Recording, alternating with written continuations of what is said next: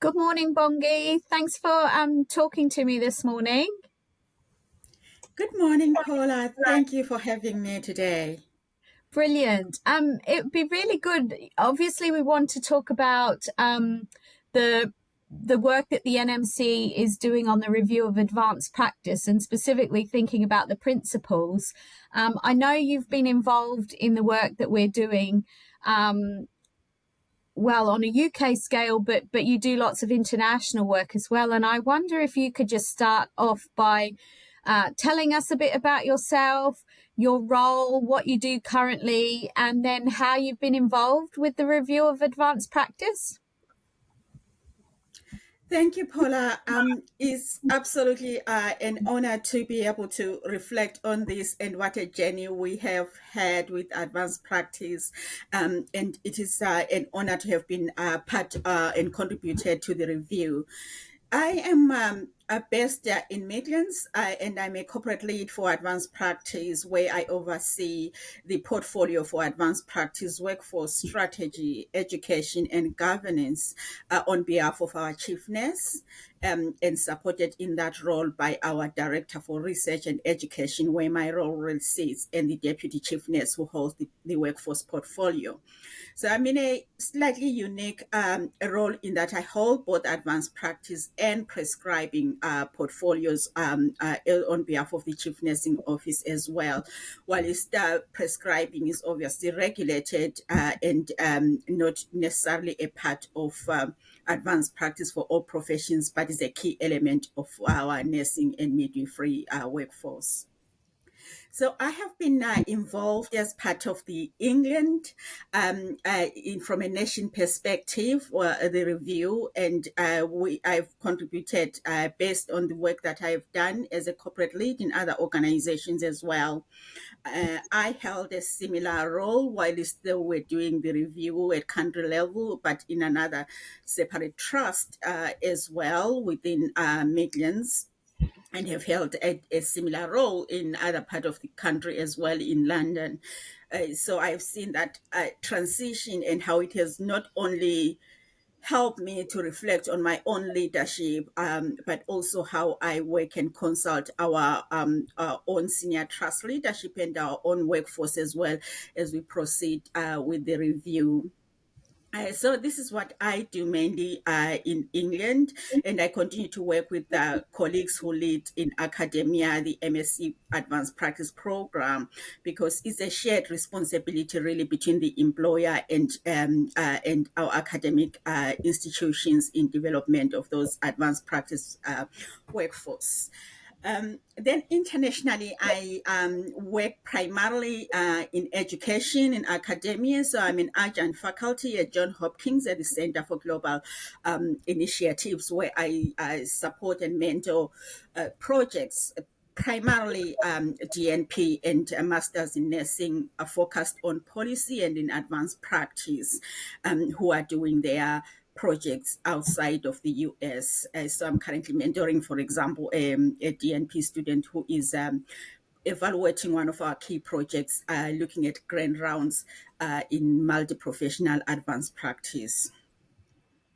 Thanks, Bongi. And it's been great to have you as part of this work because of, your unique perspective, if I can say that, and the international experience that you bring as well.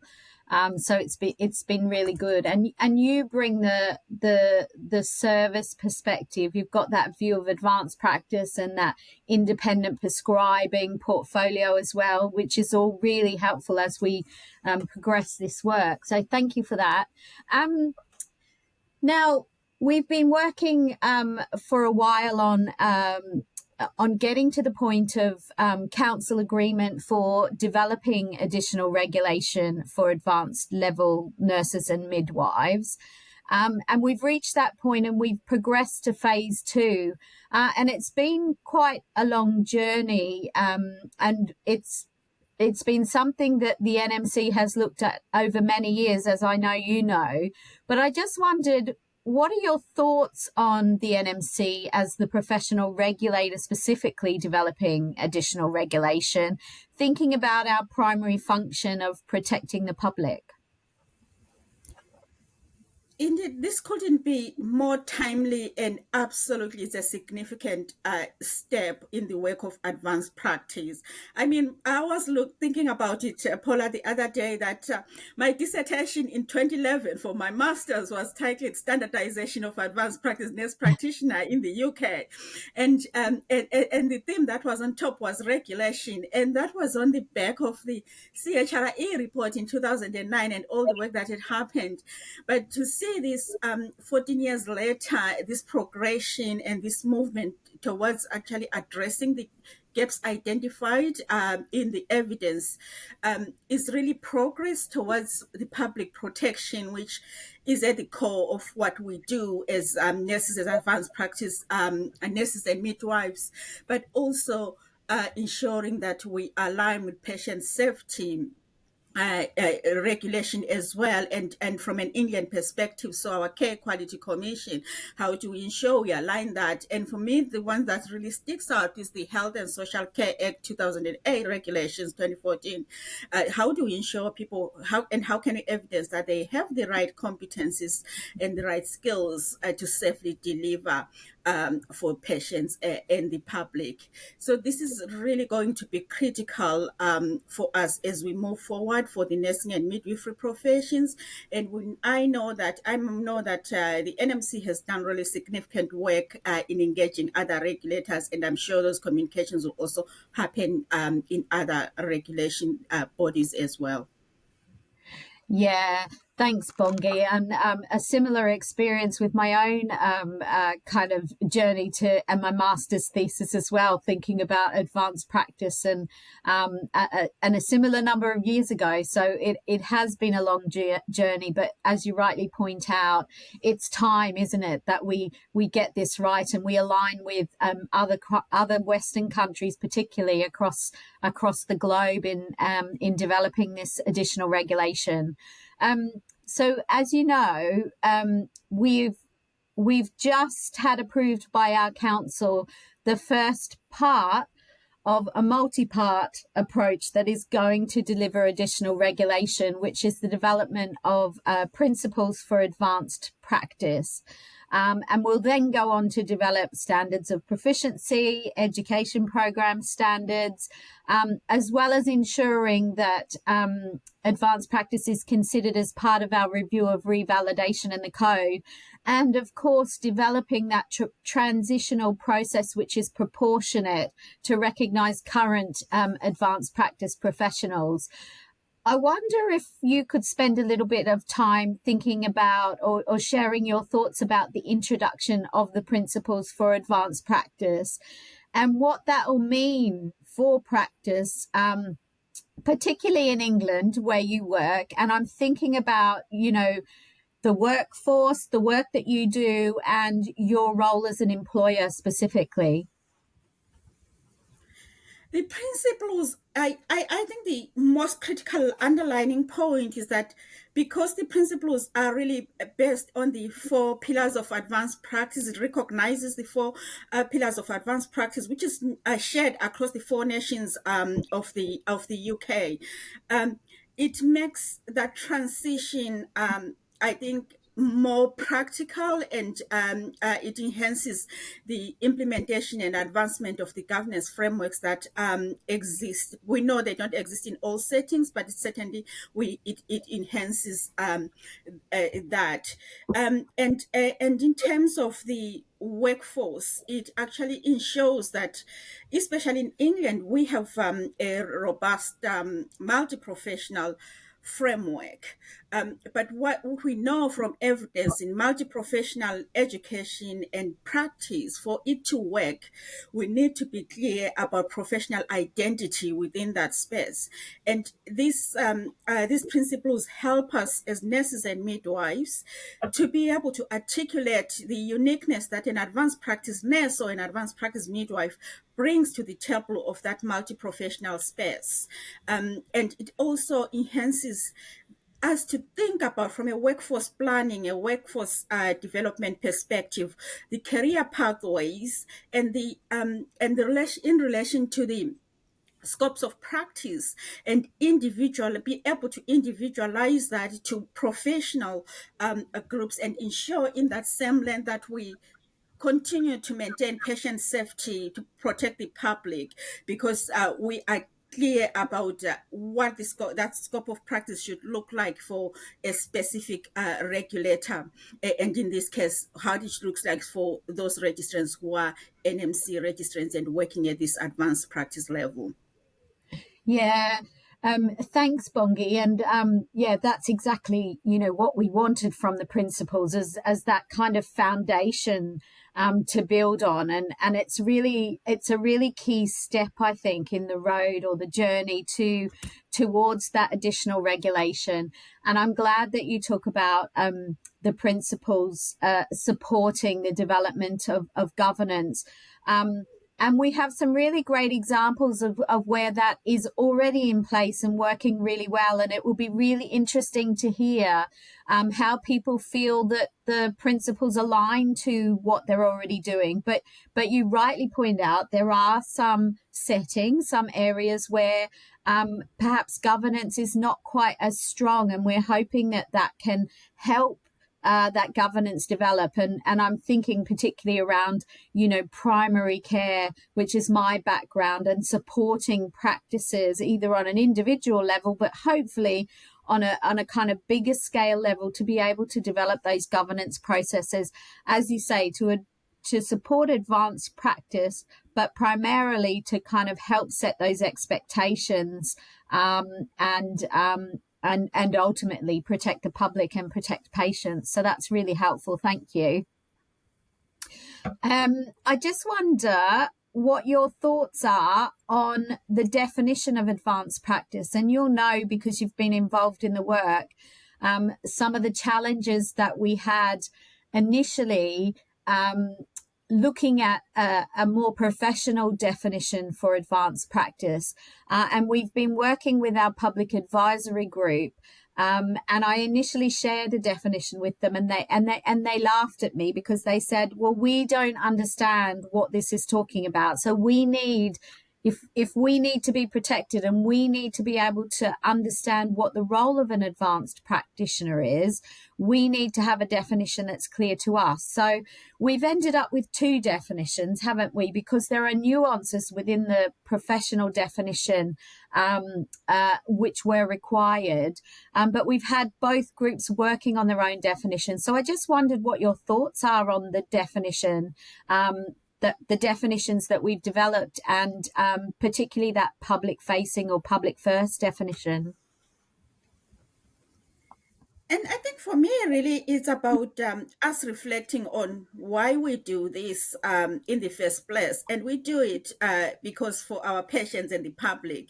And I think to really have this first definition that is a public facing definition is key. And not only are we using that solely, but we've also incorporated it to a professional definition. So really for me, this definition is key in that it really evidences the inclusion in our work, in whether it's policy, whether it's the delivery of advanced practice. They are the people who are receiving the care that's delivered by advanced practice, and they have to be clear about who we are as advanced practice, and be able to shape that. So I think having had that input at such a high level in regulation has been key as a process of having these principles. Yeah, thanks, Bongi. And yeah, we were really keen throughout all of this work, but particularly with the principles that they were co-produced, and with our public advisory group, it was really nice to have some feedback where they could see the final version of the principles before they went to council and feel like their words and their contributions were part of that. So that was really great, and we look forward to doing that more as we progress the work. So thank you for that. So I just wonder, I just wonder, and this next bit, I suppose, is about opportunities and challenges. And we've talked about some of the opportunities, but you may want to discuss a few more. But what challenges do you see with additional regulation of advanced practice for nurses and midwives?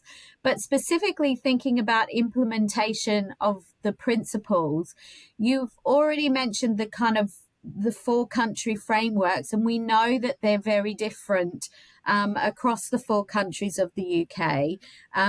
But I think you mentioned earlier that kind of the principles are aligned to those frameworks, which is really helpful. So yeah, what opportunities and challenges do you see?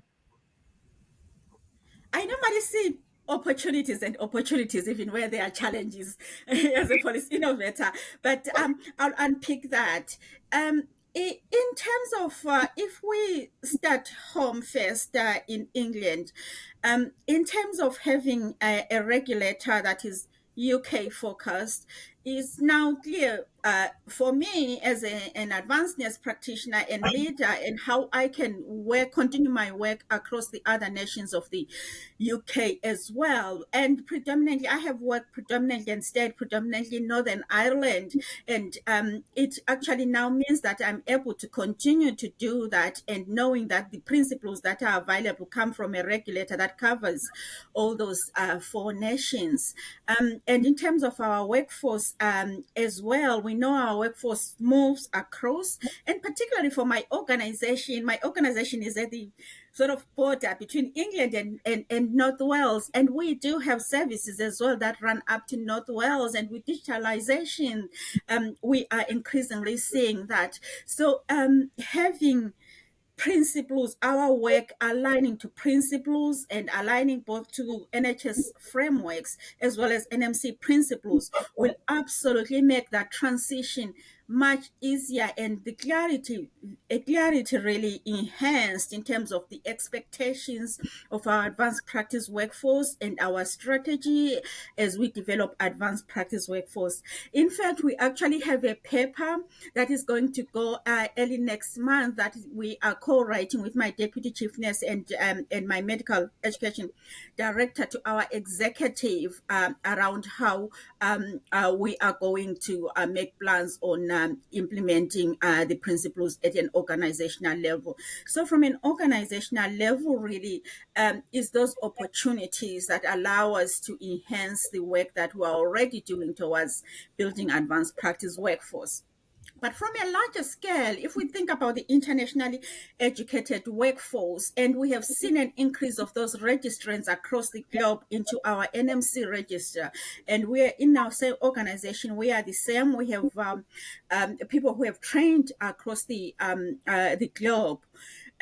And what I certainly know within my community and my network is that we lose talent of advanced practice, especially from colleagues who come from countries that already regulate advanced practice. For example, I've got colleagues from Australia, from the USA, from New Zealand.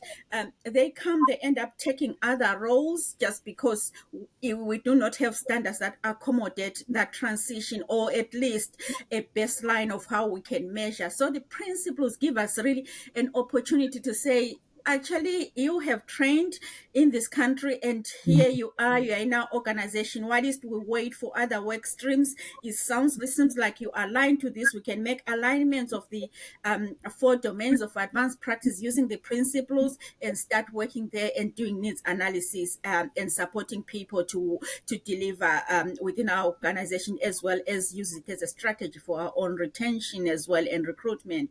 But lastly, also, thinking about my own work in international education of advanced practice workforce, it enables us to think about how we collaborate in areas of research and innovation across the globe as advanced practice leaders to co-produce evidence that is relevant to the UK advanced practice workforce, but also aligning to other regulatory frameworks in research as well, and making sure that advanced practice, and especially advanced practice nursing and midwifery evidence, is robust and recognized as well across the world.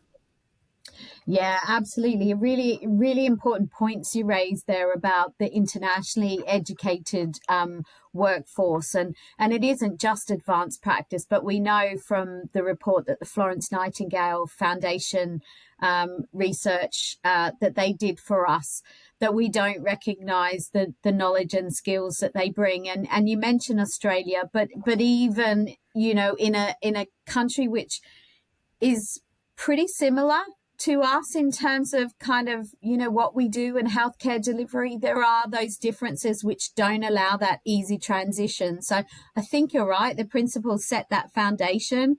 And I'm glad that to see that you're using them to start to think about what that means for developing your workforce. So it's really exciting, isn't it? Exciting times. It is indeed, absolutely.